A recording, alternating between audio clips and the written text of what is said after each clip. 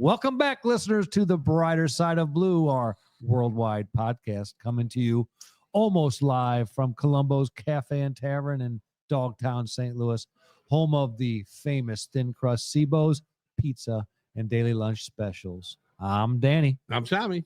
Producer John. No JJ. Gone. JJ is at the Police Academy graduation for the city of St. Louis. He finally graduated. Yeah.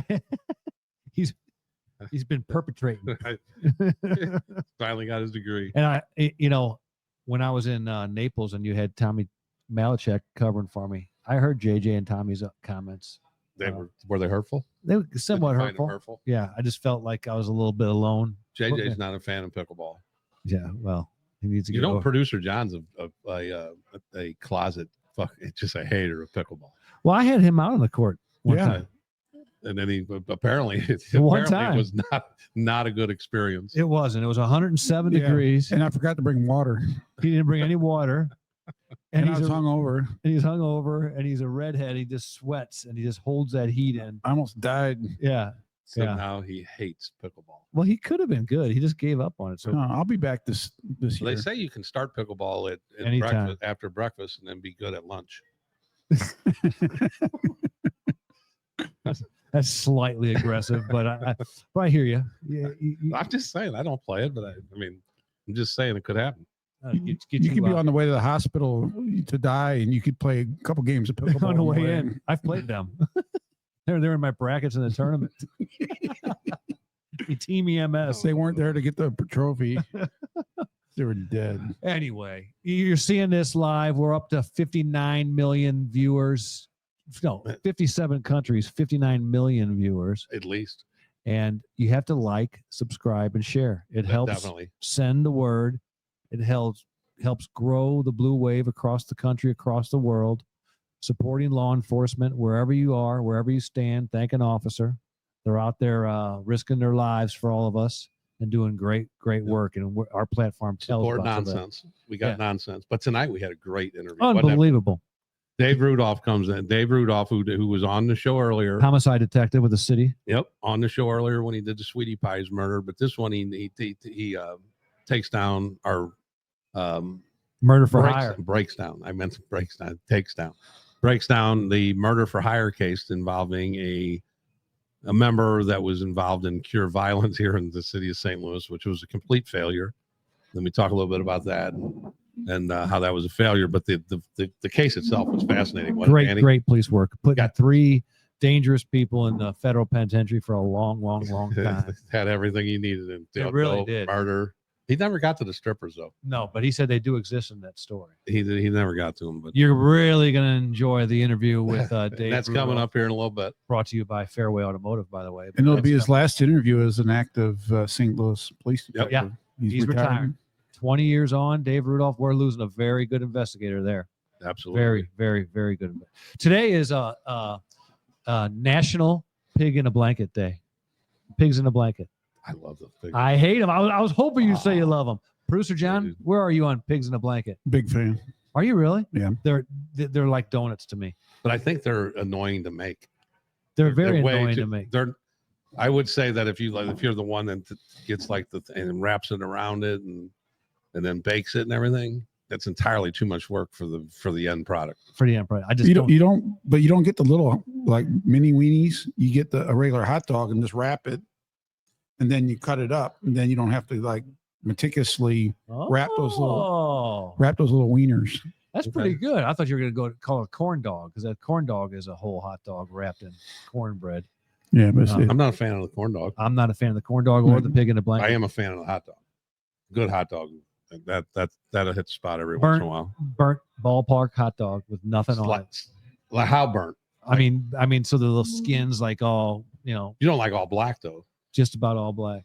That's with nothing on it. Just the bun. Squeeze it tight. I'm good with the marks, the grill mark. Oh, grill marks. Yeah. Yeah. It's got to have a little char on it, right? And a little char, maybe a little bubble. Yeah. Not all black. Yeah. That's a little. But the pigs in the blanket's a no-go for me. I just don't like. Dan's a fan of a big. Never mind. Here we go. Here we go. A different pig in a blanket. Yeah. Today's also National Bucket List Day. Producer John, name one thing on a bucket list for bucket you. list. Yeah. National Bucket List Day. A bucket of beer. That's it. That's going it? out. That's with a it. bucket You're of easy to beer. please. I like it. Tommy, bucket list. Name one. Besides starting a podcast with a bunch of degenerates. Check. That'll never Check. happen. Check. Podcast degenerates. Check. No, I would the Pyramid of Giza. Yeah, you have a big problem with that. I had, and it's even getting just. They found more stuff. You Like see, what? they found coils, like steel coils underneath, going down like 2 miles. Like shock absorbers. They were more for electricity okay. gathering. The whole thing's coming together. There was a whole generation, a whole civilization that was wiped out that was way smarter than us. They were wiped out by something. And the pyramids are what survived out of that. They found metal coils that go all the way down. I mean, it's amazing. I've always talked about that. That was and there was I think I told the story about the Tesla, the guy Tesla, not the car Tesla. Yeah. That he was experimenting down in the pyramids of Giza and was realizing that energy and electricity that you could get it from the air. That this was what it was all about, and he was about to just reveal that you could do this. Well, he was working for the what's the family with all the oil, the Rockefellers, and I believe it's the Rockefellers, but they were funding all of his experiments. Then when he came back, and they had all the coal and everything. And when he came back and said, "Hey, I think I've discovered all this," they were like, "No, you didn't." Well, no, we got all this. Well, they put the word out on him, and they made him a crazy person. Okay. That this guy's just a nut, and he ends up dying as thought of as a nut because he was about to just wipe out the coal. You are a conspiracy guy. It's interesting stuff to me, but he actually had like a theory where he could break with electricity, break the earth in half if need be. Like, I guess, like he got really Tesla pissed did? off. Right. Yeah. Tesla. Yep. Nikolai Tesla. It's an interesting, because a lot of those things are only like 10, 20 minutes, but they're interesting to learn about the pyramids. And so that's your bucket list of pyramids. So one question led into 5 minutes about the pyramids. And I'm smarter now. Just like we try to make our audience smarter after every show. Well, or want to rip their eyes out. I don't know. They might look up Tesla and the pyramids. Yeah, Nikolai Tesla. Yep. My bucket list thing is I want to go on a walking, hiking tour of the pubs of Ireland. I'm down with that. Stay at different pubs. You walk 6 miles every day to get to it. Belly up over in Ireland and sleep up above, and then do it again the next day. I think if John would have rethought his, it would be more like he would get a bucket. He would get a bucket of Guinness in every one of those. Just get a bucket of beer. Yeah. Well, it wasn't like just one bucket. It's this bucket of beer. It's like, so it could be like every day. Every day, every hour, whatever. It's just buckets of beer make me happy. You are a true connoisseur. That is very true. I remember the first time we ever went drinking after work, because me and John met. He became the sergeant. We met a bunch of times, but when we went out as coworkers, he was the sergeant and I was a detective in the Central Patrol Bureau, and we just sit down and we're sitting there and we're just bullshitting. We're the first two there, and he looks me square in the eyes, as serious as he could be, and he goes, "I love beer." He's done that to me before, too. He speaks from the heart. I love beer. He speaks from the heart. I got you. I am beer. I am beer. I got you. So after our interview, we're going to have our JJ Zen brought to you by Tommy. Yep. Then we're going to have the GFY. And newsroom.com brought to you by producer John in a different version. Yep. We're going to solicit new names for that segment from our audience. But you know where you go? John wants to be more versatile. Well, real quick, if you need a new car, where you go? Schicker Ford of St. Louis. Right. And still on all new Fords, Jeeps, Chryslers, you can get employee pricing at all their locations on a new car. Employee pricing. And then car. Yeah. So I'm not sure what the discounts are. Schicker Ford of St. Louis. Yes. And first Saturday, is it, John? They do the test drive for Wishes. Yes. You go down there and test drive any vehicle, and you get That's this coming Saturday. $25 goes towards Make-A-Wishes. Perfect. And if you don't want a bicker about the price on the sticker, head down to Schicker where you get a better deal quicker. Damn, Shit, I got that thing down. That is strong. Anyway, I think you guys are really going to enjoy. Oh, this was one of my Murder for more Hire, favorite ones. Not Curing Violence by Dave Rudolph, and brought to you by Fairway Hey, Johnny, Automotive. throw that video on real quick. Hold on, watch this video. Let's watch this video real quick, and this will get you in the mood for the conversation that we're about to have. Think of medical conditions. Exactly. This thing's And hilarious. this whole thing is oriented at the idea that what we're seeing is an epidemic. It's a health issue. It is. We approach Lester the Holt. standpoint that violence spread like a disease, and we must meet it where it's at, and we must remedy the disease. And our cure is to go in to identify the problem and to try to interrupt the problem. You're called an interrupter. Yes. And is the idea that you can sometimes prevent violent acts? Yes, that's what we do. Bullshit. Bullshit. Bullshit. We go amongst groups in Dutchtown, citywide, virtually. Bullshit. Bullshit. Bullshit. Sometimes you can smell trouble coming. Absolutely, yes. Smell Because it again, we have Yeah. our ears to the street. I see my role out here is to really meet so they can people hear where it they at, and the smell it. youngsters. You hear it to meet them coming. where they at, to try to have an impact. Bullshit. Bullshit. This kid knows. This kid How can important smell is it that bullshit. this is not a police effort, this is a community effort. The youth, they respond better when they know we're not trying to lock them up. It doesn't work. It didn't work with me when I was young. Had violence interrupters been around when I was a youngster, had cure violence been around, I believe I would have made better decisions because Bullshit. Bullshit. Bullshit. That's good. What can you do about the guns? That's unbelievable. So many of them out here.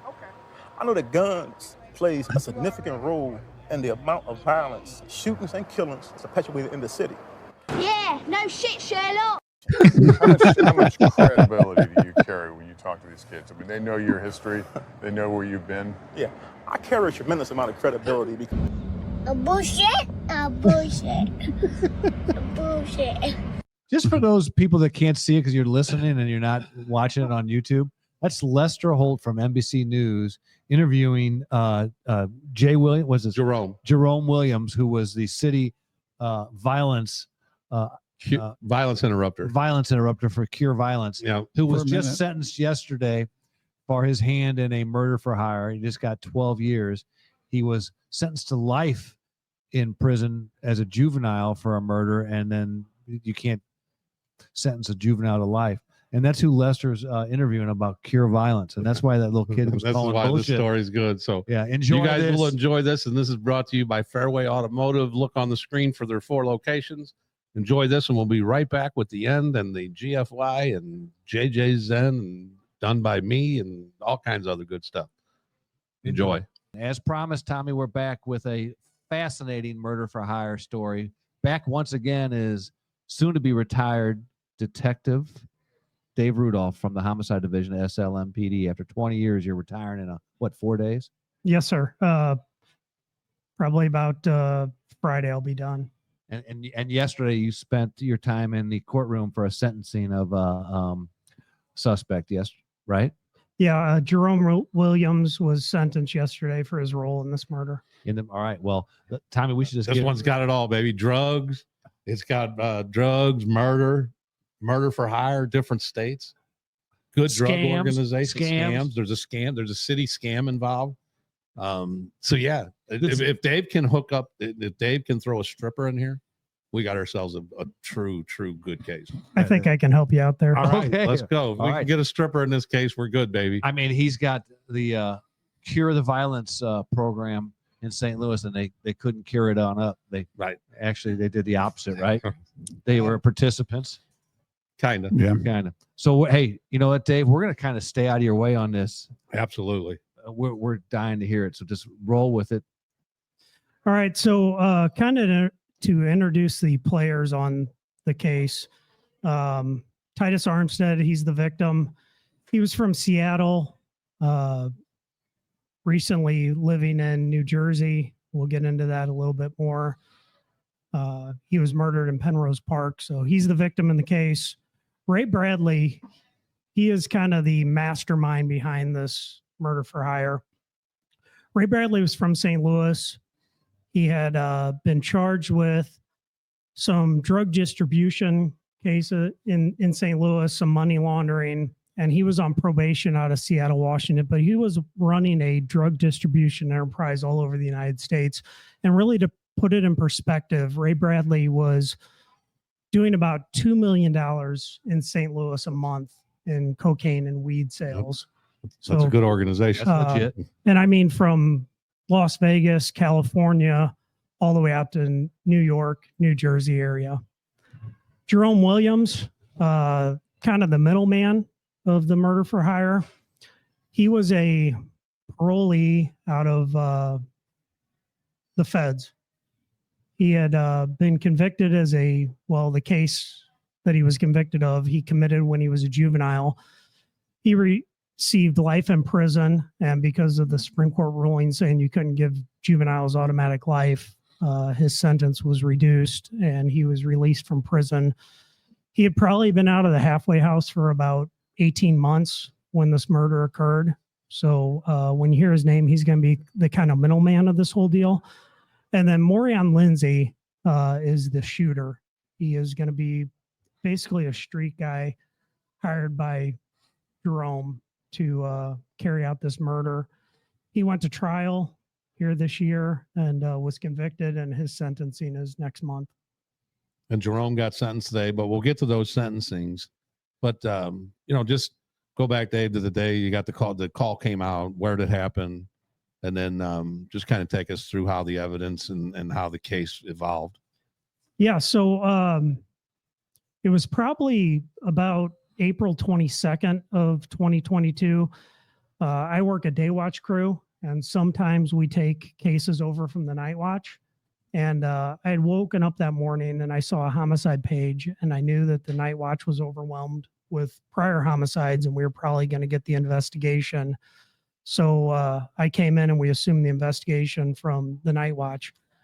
And I'm just going to interrupt you real quick, just for the people that don't understand this, is that what happened is that he was murdered overnight. Titus. And then the overnight homicide crews were bouncing so hard is that sometimes they don't handle the case from start to finish. They handle it and pass it off to day watch detectives. That's correct. Our night watch homicide unit works so hard. They are overwhelmed with cases oftentimes because they're on a skeleton crew on night watch. Right.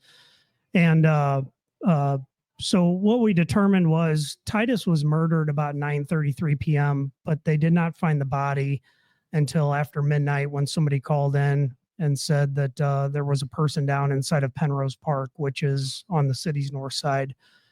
EMS showed up. He was found face down. They rolled him, and he had several gunshot wounds to him. The biggest thing that we seized from the scene was, number one, some ballistic evidence, but number two, there were 2 cell phones laying by the victim's body, and those proved to be crucial to the investigation. Roll with it. We'll keep rolling. You are rolling, baby. My eyes are all bugged All out. right. Let's go with this. So I've heard the story. Danny hasn't. Danny's like, come on, baby. Yeah. all right. Well, when we looked in one of the phones, we could see that Titus Armstead, and number one, we had his name because his name was in the phone, and we knew that he was not a St. Louis resident. When we ran him, we could see that he was originally from Seattle, Washington.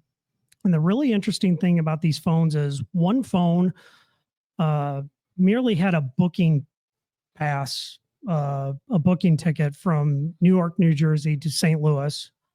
And An airline booking. Yeah, Right. An airline booking. And the other phone had that he had contacted a New York area code upon his arrival in St. Louis. And we could tell off of the phones that he traveled straight from St. Louis International Airport to Penrose Park. And he arrived at about, I'm going to say about 9:31, 9:32 p.m. Enjoy your visit to St. Louis. Correct. 1 minute. Correct. Shot up. Exactly. Well, and the interesting thing is we had a shot spotter at 9:33. So we could tell basically 1 minute 2 minutes after he arrived in Penrose Park, there was a shot spotter.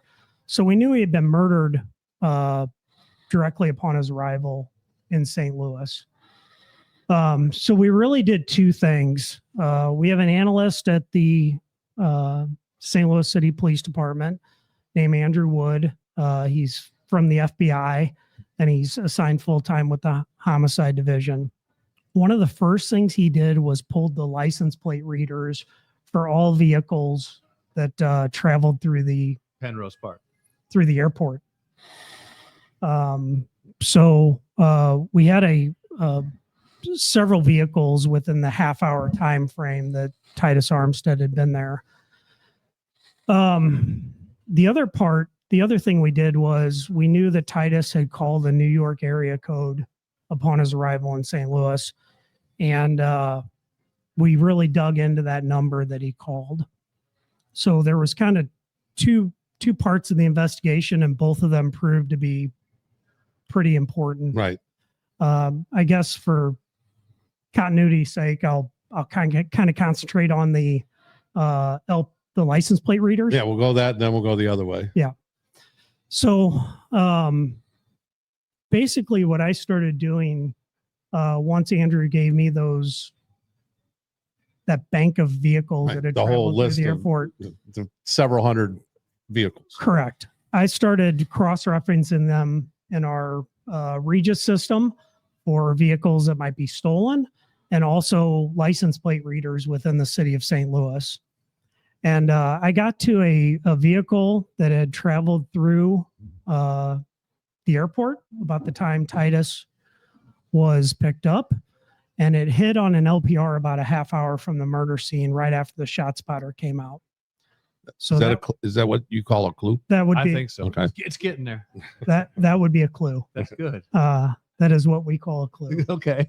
It's good. Yes. So even more interesting, when I saw that license plate reader, I knew that was close to the scene, and we did a Regis check of it, and found out that it was reported stolen by about 1 hour after the murder by a gal who turned out to be Morion Lindsay's wife.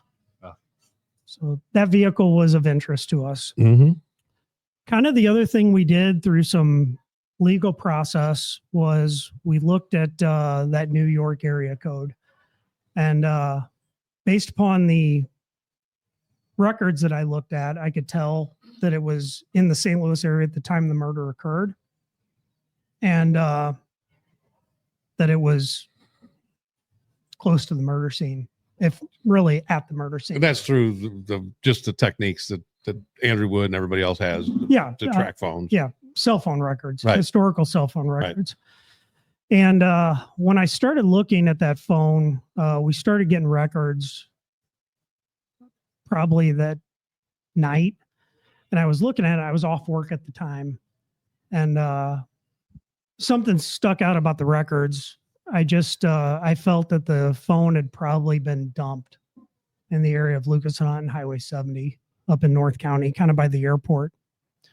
And again, that was the phone number that the victim had called when he arrived in St. Louis. So we have a family farm, and your family. Yeah, my aunt has a farm, and my wife and I and family spend a lot of time there. So my wife and I were at the family farm, and it was about 11 o'clock at night, and I'm staring at these phone records. My wife says, "What are you looking at?" And I told her, I said, I think this phone got dumped on the side of the road. And again, it's just based upon the records that I was looking at. And she said, "Well, go get it." And I said, "Well, it's a needle in a haystack. Or, if I go out there tonight, in the middle of the night, I'm going to get run over by a car." And I was a little aggravated about the whole thing for reasons we won't talk about here. But I was upset that we didn't have a better idea of where this phone was, because it was a pretty big geographic area. And so the next morning, I had woken up, and we kind of have a loft apartment. Mm-hmm. And I was walking around downstairs looking at these records, and thunder rolled in the distance, like a storm was coming in. And Stacy heard me walking around downstairs. Stacy is your wife. She's my wife. Okay. She heard me walking around downstairs, and I was pacing back and forth, looking on my laptop at these records. And all of a sudden from upstairs, she's like, "Go get that phone, you idiot." I'm done listening to you walk around. Yeah. I'm done listening to you walk around. So I said, "Look, it's a needle in a haystack." And she said, "Look, my grandparents are buried right there by this intersection where." Yeah. Is that Calvary or what? No, it was at Lucas on Highway 70. There's a Is it the one right by Norwood? yes. Yeah. Okay. Yep. Lucas is hunting 70. Yeah, Yep. right when you get off the highway. And she said, "My grandparents are buried there." She goes, I tell you what, why don't I go over and visit my grandparents and you go look for this phone?" I said, "All right." So, and again, the thunder's coming in, rainstorms are coming in. Mhm. So I knew that the phone would be destroyed in a matter of hours. So I said, "All right, let's go."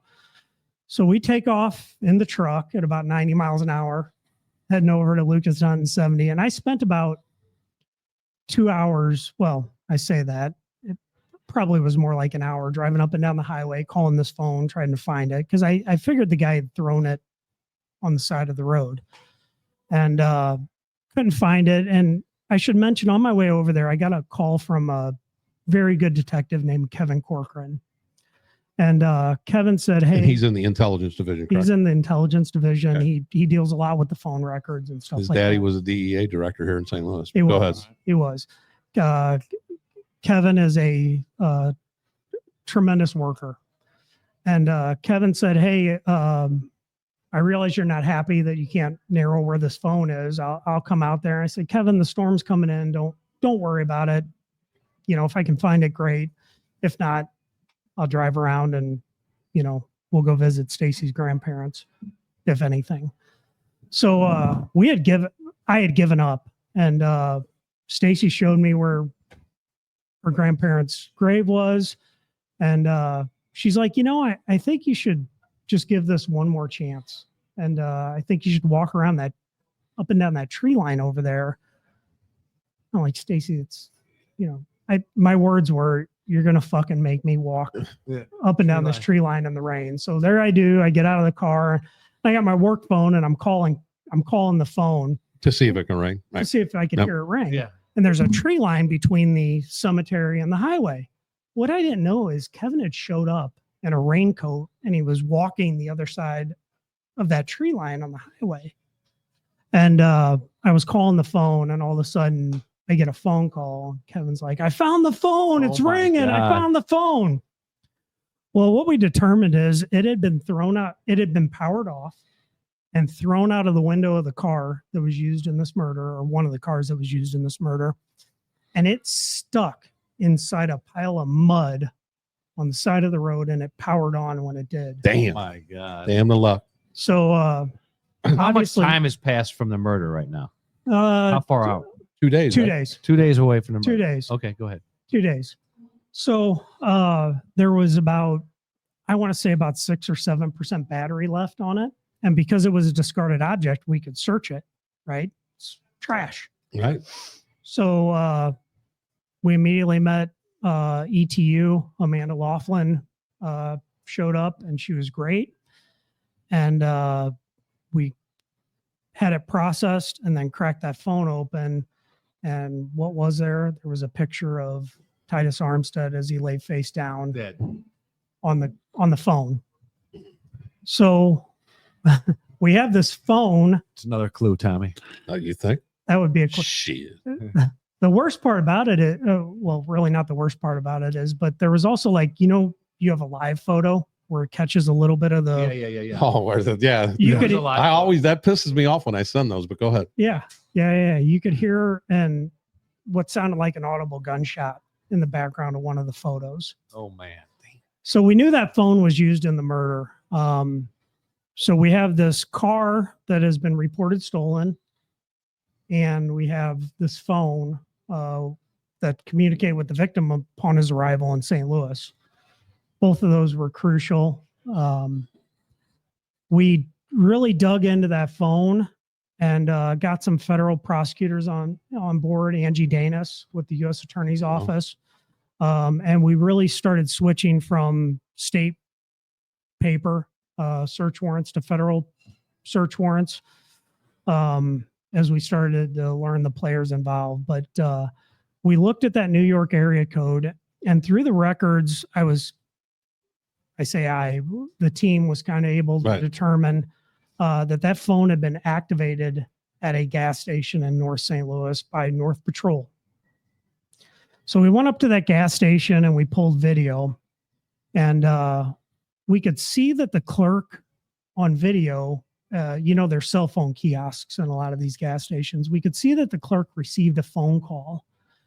And immediately upon getting that phone call, he hung the phone up, and then he went and got an iPhone out of the case. He activated it. And then 2 vehicles arrived at the gas station. One was a silver Ram truck, and the other was this red Nissan that had been reported stolen. Mm-hmm. These guys get out of the car and they walk into the gas station and they pass no money over to the clerk. 0 money got passed to the clerk. And the clerk had handed them the phone. They went outside, met in the vehicle for a little bit. And we were able to determine when they met in the vehicle, they had placed a call to Ray Bradley. Now, that clerk testified in trial, and he said he had an ongoing relationship with Ray Bradley. Ray Bradley would often call him and say, hey, activate a phone with A, B, or C area code, or just activate a phone, and I'll be with you later to pick it up. Which is very common in the drug trade. So this is very common, what's going on. We're just adding a murder to it. But go ahead, Dave. It is. So we kind of continued to look at the movements of this phone, and we found out that it went from after the shooting. So we're talking about the phone with the New York area code. After the shooting, it met in Carr Square, and then it traveled downtown. And then from downtown, it went out to North County where it was ditched. So we looked at those movements, and we could tell that immediately after the phone was purchased, it was traveling with Jerome Williams's truck. And that's when we first learned who Jerome Williams was. And so, and then Jerome Williams ends up to be working for Cure the Violence, but you also are tracking, or the vehicle. What are you tracking with the vehicle? You say that it. How do you know that it's at the murder scene right around there? So the vehicle that was used in the murder is Ramorian Lindsay's wife's vehicle. We know that because we had it on surveillance video and license plate readers. But we knew that the Nissan and this Ram truck were involved because we got the surveillance video of when that phone was activated.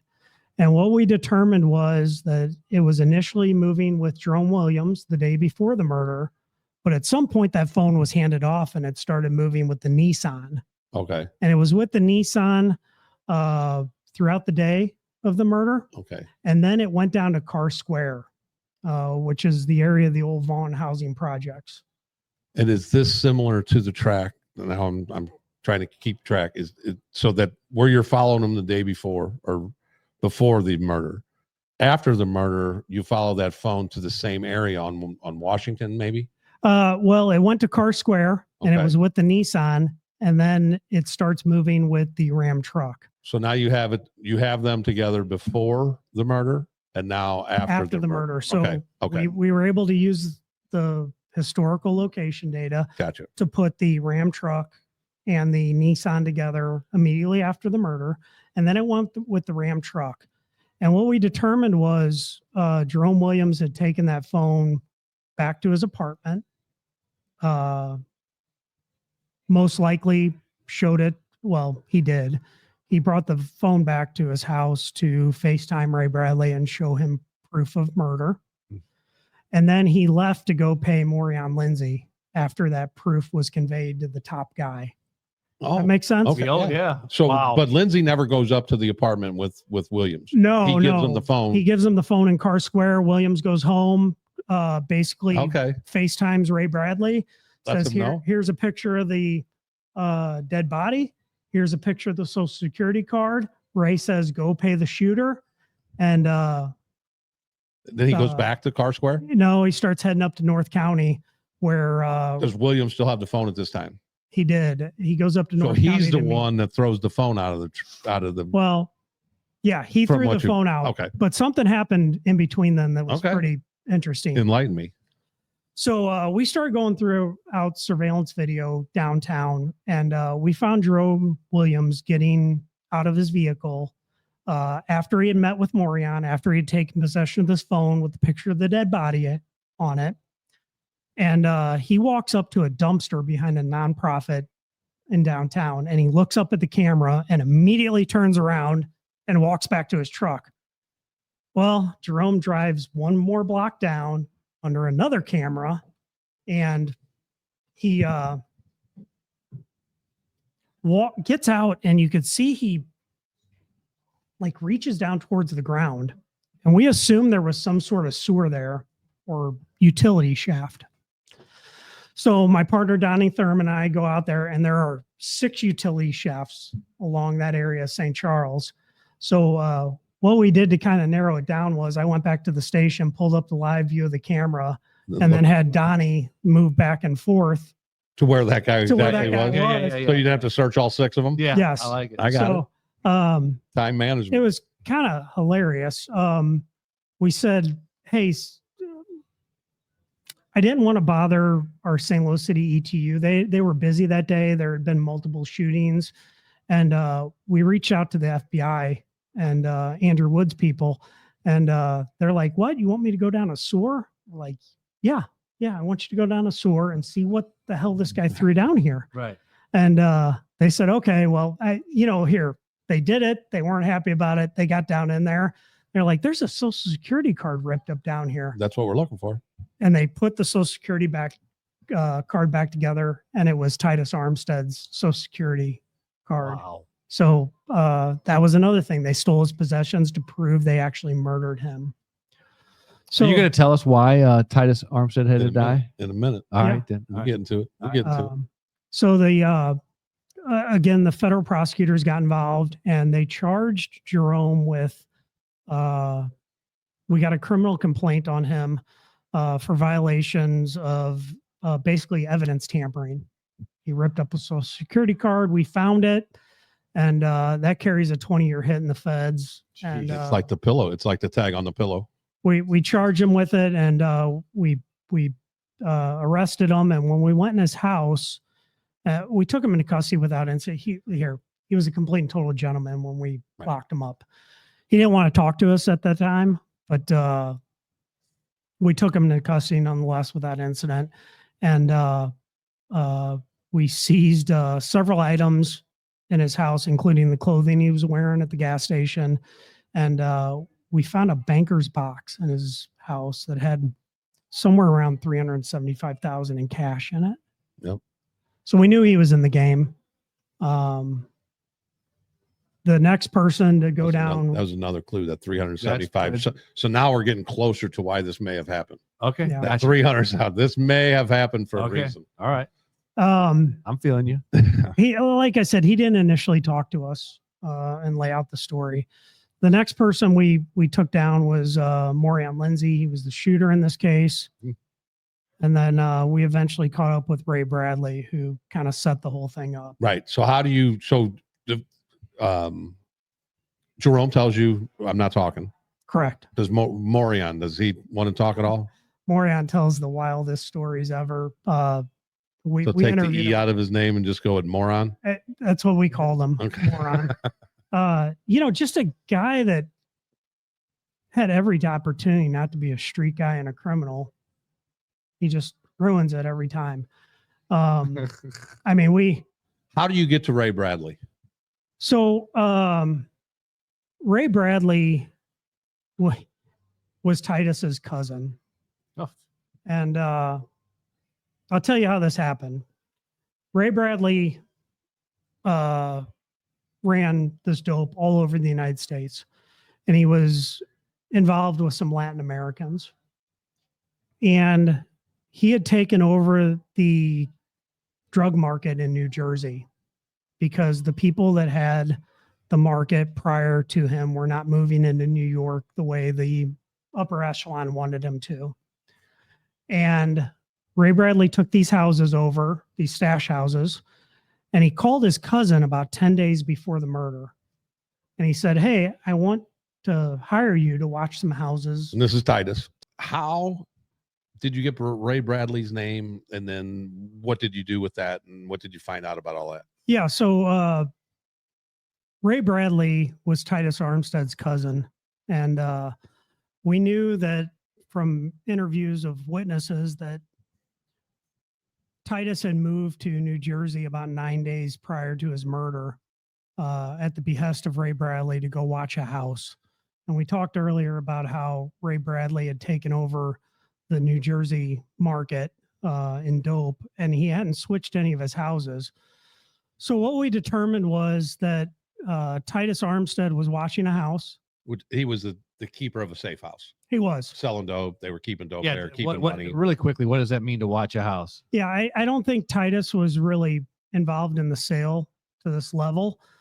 He was watching a dope house. He Okay. was watching money and drugs. Making And- sure everything was flowing and Correct. That the money came in and that it was protected. got you. And there was a crew of people, I believe they were out of Atlanta. And unbeknownst to anybody but them, they knew the locations of these stash houses because Ray Bradley never changed them. And they robbed Titus Armstead of $5 million in cash and cocaine. Oh, wow. Yeah. Is this coming together for you now, Dan? Yeah, wow. And Ray's pissed. Ray mad. yeah, and I'll just say it now. The real sticker of this whole thing is Titus was killed over something that Ray thought he was involved in, i.e. this robbery. Several of Ray's houses got hit after this, and what we found out was Titus had nothing to do with It had nothing to do with it. With He the was just, He robbery. was just robbed. Right. correct. But he had his cousin murdered over it. So in any event, after Titus is robbed of this $5 million in coke and money, Ray had a tough time explaining this to the Latin Americans he was working for. And Ray had met Jerome Williams in prison. And as I said, Jerome was a money collector in the St. Louis market for Ray. And he called Jerome and said, "Hey, my cousin got robbed." And actually, truth be told, Jerome said, "Hey, I think if your cousin had something to do with this, you could probably just rough him up a little bit. Yeah. He'll tell you the truth." Right. And Ray said no. And the words were, "I need to have him cracked." And Jerome happened to be with Morion Lindsay at the time. Jerome had also met Morion in prison. And as this conversation's going on, Morion's like, "I can do that. I'll take care of So that." you don't have to make a phone call. He's in the same car with him. Correct. All right. Correct. So Efficiency. at that point, the plan was hatched. And Ray called that gas station clerk and had him activate a phone, told him that a couple guys were going to be coming to pick it up. And that was the phone that was used in the murder. It was the phone that was used to facilitate the murder and really take a picture of Titus Armstead's dead body to really show proof of death to Jerome and then ultimately to Ray Bradley. Wow. So as all these investigations are going on, but you also, when you're investigating Jerome Williams, you find out he has a job with or employment with Cure the Violence. Tell us a little bit about your investigation into that organization and how that went. Cure Violence is a worldwide organization, and really they make their money off of getting grants from these cities with the idea that violence is a disease. Yes. And they hire violence interrupters that are supposed to go out in the community and interrupt violence Jerome was one of those people when he got out of prison. He was recruited by Cure Violence, who had a anywhere from $5 to $7 million grant from the city of St. Louis. And he was recruited to be a violence interrupter. And it was in 3 neighborhoods within the city of St. Louis. And he had been arrested in the past and they had just gotten out of the penitentiary, if I'm not mistaken. Yeah, I can go into that a little bit. It's kind of an interesting story. He was a street guy in the 1990s. Him and 2 other guys had a rival gang member that they bribed a reserve police officer to go kidnap and kill. And the reserve police officer, they went to the lengths of having this reserve police officer buy the weapons for them, buy a Chevy Celebrity, which the Chevy Celebrities were way gone by the time I got there. Baby. But I you had drove. You drove. I drove Right, a I Chevy did. Celebrity. I had a Yeah. P car. Yeah. Yeah. So they put a antenna on the top of this Chevy Celebrity, and they said, "Hey, this is the guy we're looking at. Go do surveillance on his house. When you find him, go pull him over and bring him to us." Well, that reserve officer went and found a guy, pulled him over. It was the wrong guy. They brought him to Jerome. Luckily, that guy lived. They dusted him off and dropped him off somewhere else. But he ultimately kidnapped the right guy, and Jerome and 2 of his fellow gang members went and followed the would-be police car and murdered him. Well, Jerome got life in prison for that, but he was a juvenile when he committed the crime. And because of a Supreme Court's decision where you can't sentence juveniles to life in prison, he had his sentence reduced, and he was out of probably the halfway house for about 18 months before this murder happened. While he was in the Titus murder. correct, while he was in the halfway house, he was recruited by Cure Violence as a violence interrupter. And part of your investigation, you actually delved into the workings of Cure Violence. And it came out as and it went under the health department, correct? It did. Because why was that? Did they ever, Well, they thought it was a disease? they looked at crime as a disease. Okay. Yeah. So it's a health. Very good. And then you also looked further into it and found out that whatever was going on with the bottom level of working, there was no accountability to anything that was going on in that organization. No, Am I correct? it was a complete and total fraud. Did Jerome Williams ever win Violence Interrupter of the Month? Did he? I never asked him, but I'll tell you this: if there was somebody to win Violence Interrupter of the Month, it probably would have been Jerome. What's that? Why? Opposite day every once in a while. Oh yeah. Right. Opposite day. George Yeah. Costanza? Yeah. George Costanza.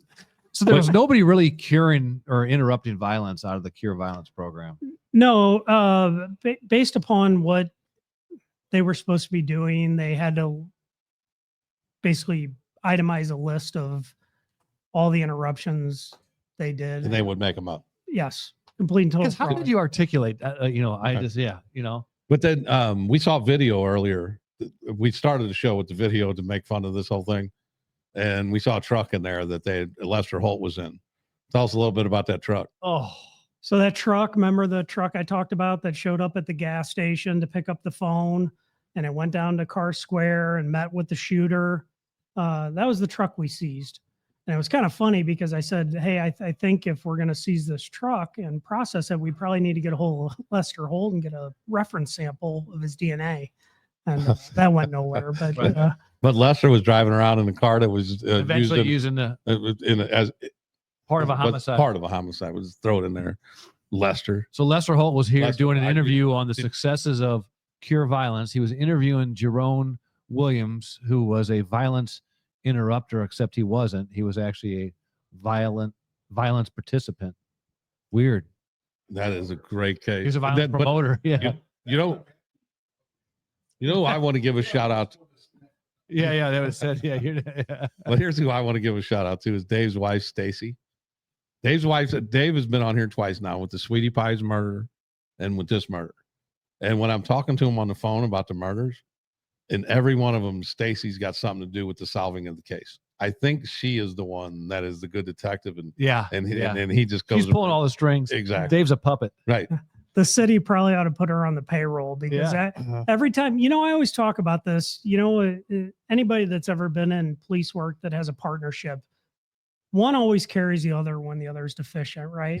Yeah. So every second that I ever thought about being deficient, Stacy's there to say, Right. Efficient. Go Yeah. get the phone. yeah, Go get the phone because I'm done with you pacing around, keeping me up. I love it. I love it. Jerome was sentenced on this case yesterday. he was. And what did he receive?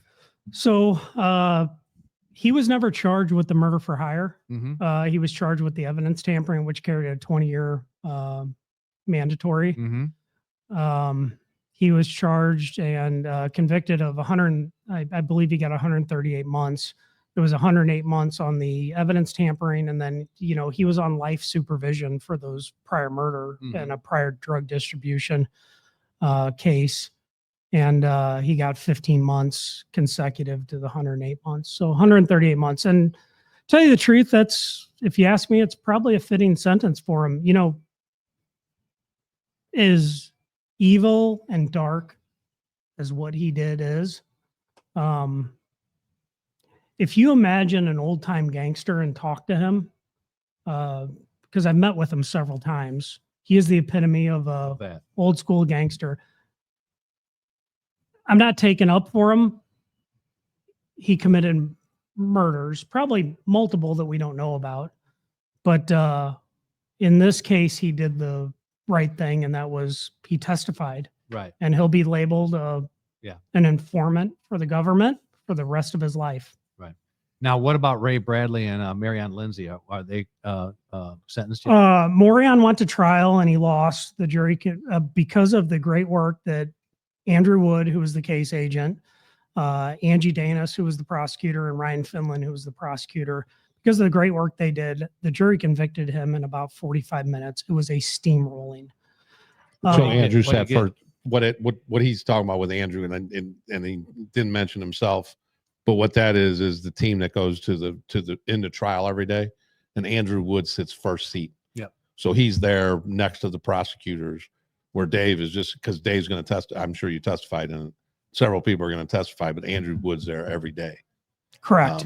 And just like the case we did with TT and Anthony Jordan. Correct. But they did a tremendous job. Morion's awaiting sentencing, but really the only thing the judge can give him is life. Okay. Ray got,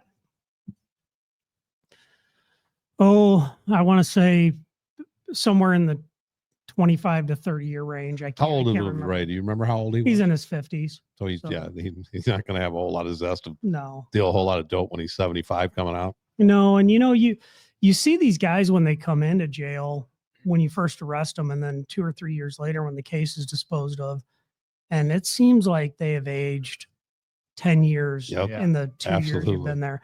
Life is not going to be good for any of them. But Morion had the opportunity to do the right thing and he didn't do it. He could have probably saved himself a little bit of his life. Possibly got out at the end. But and his defense attorneys did a tremendous job. They really did. A lot of times defense attorneys are dealt with a losing situation. They just try to do the best they can. So. Right. Yeah. As we speak, is cure violence still a thing? Globally, it is. It is. It kind of just went away in the city of St. Louis, if you can imagine that. Wow, because they picked bad violence interrupters. Imagine that. Yeah, I mean, this is you talk to Jerome about cure violence, and he said that nobody really that worked for them had the lack of a better term balls to go really interrupt any violence. And he said it was so terrible.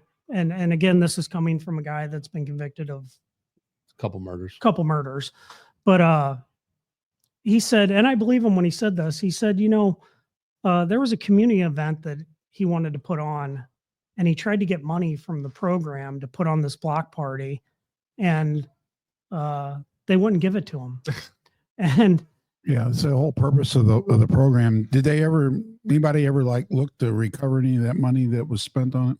Not that I know of. Never. So he had a legitimate community-oriented thing to maybe interrupt some violence to get a little money from him and it was a no-go. It was a no-go. And in fact, he tells a story and it's very compelling. He said, some woman stepped forward and said, hey, I'll use my food stamps to buy this food for this barbecue. And he said, no, I got this. And I really believe the man when he says that. He's got a lot of interesting stories. Been locked up with John Gotti. Oh, really? Talked about that. Locked Jerry Layshawk Into a laundry room. in a laundry room. Yeah. In the projects, in the Vaughn. Vaughns, right? Yeah, I don't know what We're gonna project. have to it ask was. Colonel Layshawk about that day. Good. How do you get out of the laundromat? Locked in the But, laundry. Locked his ass in there. So it's kind of telling when know what a Jerome clean Williams talks about the cure of violence being a failure, and he was one of the first ones hired here in the city to be a violence interrupter. I Nobody's can't going to go- turn down, and I get it. and I'm not accusing Jerome of anything, but that's a perfect front for what you're Yeah. doing, what he's doing for Ray Bradley too. Yeah. When you get pulled over, you start throwing out there that I'm a violence interrupter. Yeah. Policemen are going to tend to, All probably let their guard down a little bit and do things. But that's a Wow. great story, isn't it, Dan? Unbelievable story. Dave, and Dave was great telling work me on that the that, other- man. You got to Absolutely, You got that's some unbelievable. serious, dangerous people off the street. Well, Unbelievable. I'll tell you this from the time I've had in homicide, it's been amazing to get to work with the people that I've worked with. To get, when I went there, I idolized Tom Walsh and Ed Clark. I absolutely do, and to this day I do. And there's another guy, Joe Corson. He worked midnights and he's on another squad. I love those guys, and I'll never forget. They're Tom. like the vets of the Homicide. They homicide are. division. And I'll never forget Tom saying when I first came there, I was a little nervous about everything. And I'd been a policeman for a long time. Right. And he said, hey, it's just an investigation. Whether you're investigating a homicide or a peace disturbance, it's just police work. Concentrate on what you do. Right. And being able to work with those guys has been the highlight of my career. It's going to be a sad day when they leave. Yeah. But you're going to leave first, I am going to leave first. and let everybody know where you're going. Where are you going? I'm going to the Maryland Heights Fire Department as a Oh, Jesus As a what? Christ! as a fire inspector. All right, Uh, right. at least Step aside. All right. All right. But no, it's going to be a good Are thing. you going to be like that the Jim Carrey character? On, Fire Marshal. Fire Marshal Bill. Fire Marshal Bill. Fire Marshal Dave. I love it. I think Maryland Heights Police Department's going to give me a reserve commission, so I'll keep Look my at hand you. in a little bit. And And I know I've talked to Shane Monig, who is the detective sergeant out there, that says that there's no way that I'm going to let Dave Rudolph just sit in the fire department. Yeah, and do I agree. his work. I can tell you, Dave, I appreciate you as when I was on the job. I always thought you were just the epitome of a great investigator and a professional. And so I thank you. appreciate that. I wish Absolutely. you the best in retirement. Thank you. Thanks for your service, you. buddy. Thank Thanks, you. Dave. Great Thank you. story and a great career Thank you. with the police department. I'm sure you got another great career coming, Thank you. but a great career for the police department. I really mean that. Thank Yeah. you. Thanks, Dave. Appreciate you guys. Yeah, thanks, Dave. Thank you. Peace. That was great. What a great story. That- What a that- great investigation. That's kind of a great way for his career to end. Mm-hmm. You know, it's just a career like that. Like he came on and talked about the Sweetie Pie's murder, and Dave's been involved in numerous other murders. And John, you had a chance to run into one of his coworkers last night, right? His lieutenant, Really? yeah, said he's the best detective he ever met. Are you serious? Who's his lieutenant? Blaskowitz, John Oh, Blaskowitz. yeah, okay. Blaskowitz, yeah. Wow. Yeah. I mean, that's a big loss. Big loss. And he's Dave's young. Yeah, I think he's 44, something like Yeah, that. He's done his And point. he's on his way to a second career. Yeah. Which is good. Yeah. I mean, Well, I mean- I talked to him about leaving young. Sometimes you're less jaded when you leave. Yeah. It can wear on you. Yeah. Those 20 to 35 years. Yeah. Can wear on you. That's why I got out 33 and a half. Right. Gonna do that 30. And that's why you're a jerk. No, I was born I was a jerk in grade school. I knew him when he was in grade school. He was a big jerk. I was. He He used to steal all my clothes. I did. This is something the listeners don't know, but we did grow up together, John and I. I was best friends with his brother Joe, who's an attorney now. But producer John used to have all the best jerseys, hockey jerseys from multiple He's a teams. jersey guy. Blues, he's a jersey guy. He's a jersey guy. Yeah. Blues jerseys, Cardinal jerseys, and all that stuff like that. So, and he worked. He worked at the bakery, amongst other places. and he worked in liquor control for a while, whatever. But we'd be watching him leave on a Friday. Yeah. And then me and my buddy Sal, we'd go in there and raid his closet, and I'd get jerseys with this and that. Well, I'll never forget one time. We were always smart. We'd always wear the jerseys out to our parties, whatever, and then we'd go put them back in his closet before he got home. So this one night, I fell asleep on their couch at the Frank house, and I had one of his jerseys on. And so I forgot, I didn't get it back in the closet. He comes home, and he didn't see me right away on the couch. He goes in the refrigerator. Mrs. Frank had the best food and leftovers and Sprites, and I didn't get that at my house. And I would just eat, and I drink the Sprites. So producer John comes home from work, opens up the refrigerator, and I woke up because he was in there. Gosh, dang it. I can't come in and get a piece of food or a Sprite. And he comes in the living room to see us, and he sees me laying on the couch asleep. By this time, I was faking asleep in his jersey. He just whipped my ass. He's just punching me. And he ate his food. And he goes, "What do you have at home? Do you have a home? Don't wear my clothes and quit eating my food." I'm like, he had a point. That's justified. It was completely justified. I'm not. I wasn't a cure the violence guy. You were not a violence interrupter. No, right. It just. My mom would tell me, "Oh, when you get home tonight, from work, I got some lasagna and I got whatever," and I come home and there'd just be crumbs and chips. Dan be sitting there and his stomach would be all sticking out because he was so full, and I'm starving. He was skinny fat. Yeah, he was skinny fat on the couch with your. Oh, I could eat, couldn't I, John? Oh yeah, you could eat. You could eat the whole refrigerator. That's classic. Yeah, and then I got caught. I messed up my plan. I still had his jersey on. Corby Campbell. Campbell Security Group. Yeah. You knew Corby back then. Yep. I couldn't hit him too hard because I didn't want to get blood on my own jersey, though. Right. That's how Corby's employees, they don't do that. Right. They wouldn't do that. They don't do. They don't. Professional. They don't need no blood. They're super professional. They don't play those little games. And for all your security needs, if you're a business or a homeowner and you need some advice on security and you need it done well, get a hold of Corby at campbellsecuritygroup.com. What else you got, Danny? Well, nothing much. Andrew, what else happened today? You got anything else that happened on today? this day in 2016? Andrew Lawrence. Andy Lawrence. Was that a singer? No, Steve Lawrence. Steve Lawrence. Okay, but on this day in 2016, Andy Lawrence set a record for the fastest marathon run dressed as a fruit. He was in a yellow skin. He was in a light blue. Yeah. He was in a light blue. No, he was in a yellow skin. But it takes one to know one. Yeah. It was a banana uniform. And he ran it 2 hours, 47 minutes, and 41 seconds dressed as a banana. All right. Did he peel out? He did peel out. I don't think your brother Joe can run a marathon in 2 hours and 47 minutes. He's a marathon guy now. There was a gal in 1980 that cheated and won the Did you ever hear about that one? What? Yeah. I forget her name. It's like Lopez or something. It was 1980. So there's no cameras in 1980. And they just start the marathon. At the marathon. Right. I mean, cameras exist. And this gal gets so she's going to run the marathon, and you know how it is when coworkers and stuff, they qualify for the marathon, and you're like, all right, that's kind of cool. You're going to go run the Boston Marathon.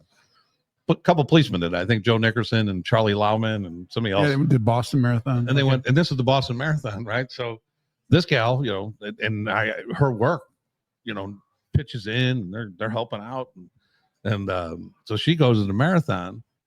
And nobody, most of the people in the marathon, the runners, they know the runners, and then everybody else is just recreational. Right.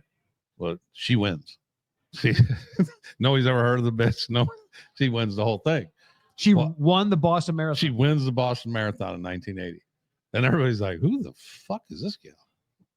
And so they do some, and there's no cameras back in the day, so the research is not as easy as it was. So they had to go interview runners to see, did you see this gal pass you at any time? Everybody's like, I've never seen it. Then it turns out that she took the subway to a building, and then towards like with a mile left. Well, she's seen a bunch of dudes running by. So she thought she would just get in the back. Well, all that has passed her was guys. No females had gotten past. So she didn't mean to win it. No, she didn't. So she just dances out in the middle, after like 200 people. I'm like, I think and then she ends up winning it. And She's not even sweating. No. so that caused the investigation. She got caught. And What happened? What's the penalty? What are you in for? I don't know that she did anything, but she did end up going to jail for some drug charges and whatnot. Okay. So she did have a little taint of craziness to her. Oh, really? Did she? But I just jump on. So that's how that makes sense now, because she saw the men go by and Right. she just jumped in. She just wanted to say she finished. Right. Yeah, she was gonna say I finished the but then marathon. She won. Right. She won 'cause the women were all behind her still. Yep. Yeah, well, it was a good try. Oh, that's my some good God. stuff, dude. That's better than Andrew Lawrence in a banana suit story. What marathon was that? The Boston.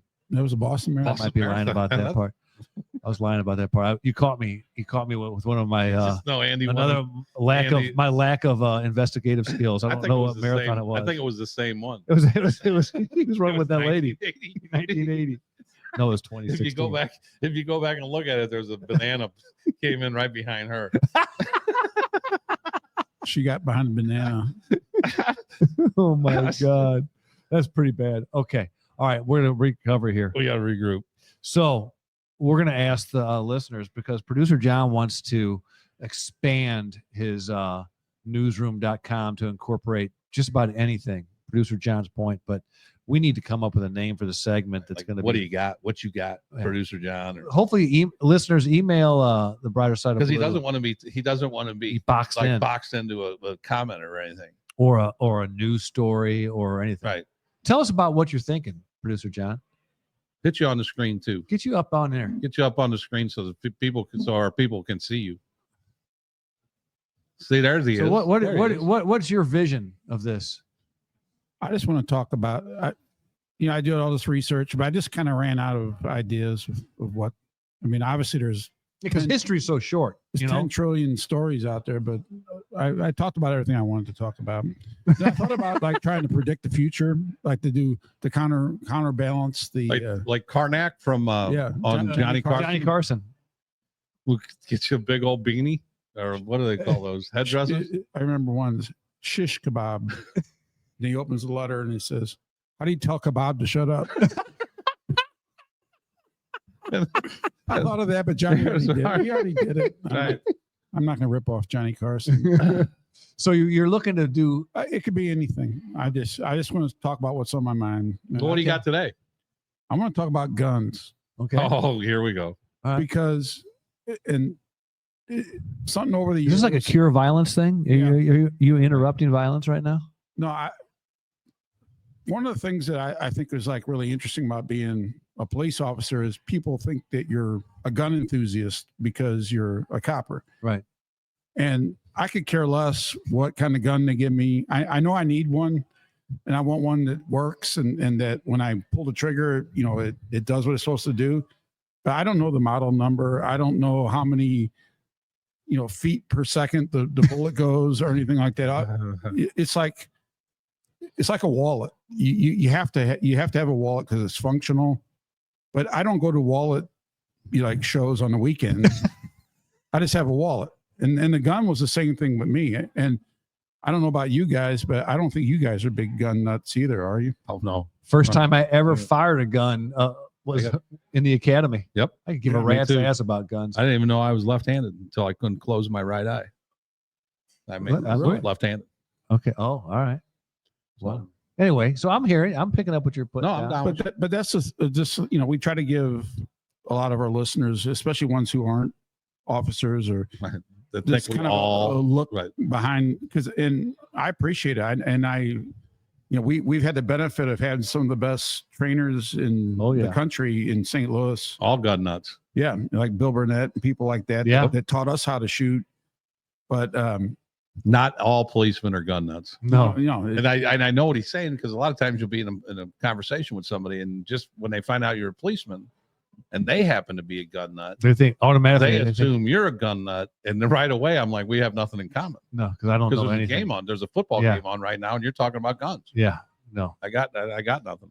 So I always just trusted the department to like give us quality weapons And then train us. and train us. And other than that, That's a good side note. It is a Good side note. Yeah. So I think the listeners will appreciate that. right. that's what's on my mind this week. What Okay. you got? Very good. Maybe on your mind, but what you got, producer John? Maybe something like that. Hey, we're not going to discuss that right now. We're Why is leaving that? it to the listeners. They're going to Okay. email you. I just throwing my 2 cents. I know, but I in. didn't really like it. You said it like 3 times. Whatever. Whatever. So JJ's not here to give us his actually we had to put him in timeout from Zen from his violent rant. We're trying to get peace. we're trying back to get this peace thing. of the mind. Actually, with JJ, he was wanting to call in, but we ran a little late with Dave, and we had a little spillage. We had a couple breaks, but JJ's down there, and I think he really was looking forward to going down to the academy to see these guys graduate. Yeah, and one of his relatives is in there. Or, JJ's, like I said, he's related to everybody somehow, some way. But one of his relatives is coming out of the academy, and he's very proud of the kid. And I know his last name is Michaels, but I'm not positive of his first name.